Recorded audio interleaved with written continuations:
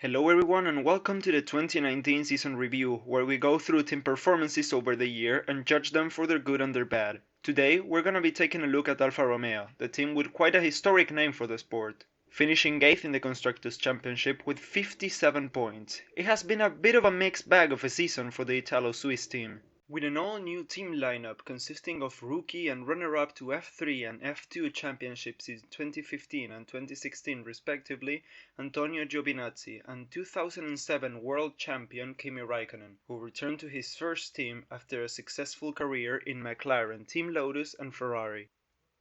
They had the freshness of new blood contrasting beautifully with the proven maturity of a world champion. Let's start like we always do, on preseason testing, where the team came out of nowhere with a super different front wing concept and started going up the timesheets.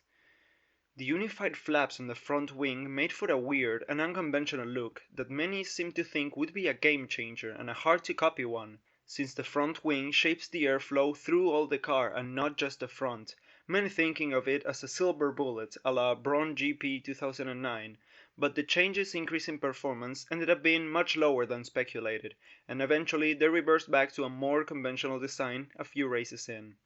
But that certainly didn't mean that it hadn't worked, making Alfa Romeo and Kimi Raikkonen consistent point scorers all through the first half of the season, leading the fight for 5th right before the summer break. After that though, things started to go south for the little team. Struggling to keep up with the development race due to a smaller budget than many others, it looked like a reverse mirror image of last year, whereas then it looked like every race they were closer in pace to the leaders of the midfield. This year they seemed to be rolling backwards, drivers frustrated at the lack of pace and points, getting stuck behind traffic during the races and not being able to overtake them, scoring just 3 points by Antonio Giovinazzi up until the Brazilian Grand Prix.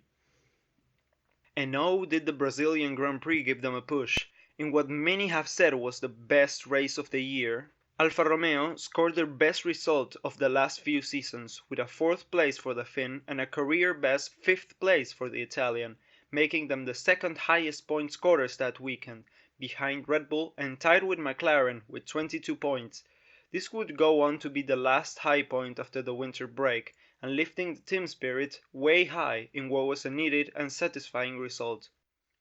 What will come of next year's car? Nobody knows, but it will hopefully prove to be another stepping stone in the team's upturn, following being last in the championship in 2017, and with over 11 times the points scored that season in 2019, there is no denying the performance held by Alfa Romeo Racing.